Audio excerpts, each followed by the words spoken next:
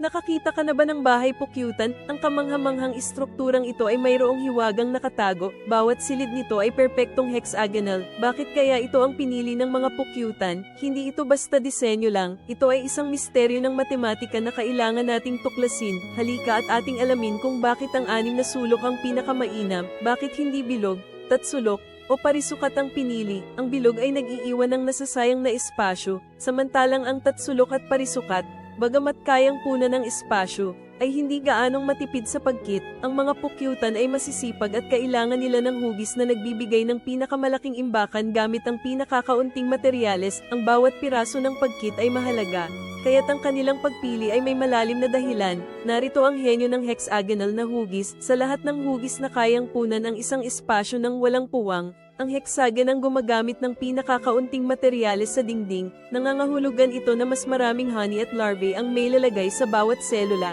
Gamit ang pinakakaunting pagkit, ang mga pukyutan ay nakahanap ng pinaka-epesyenteng solusyon sa geometria. Bago pa man ito matuklasan ng tao, ito ay patunay sa kanilang likas na talino sa engineering.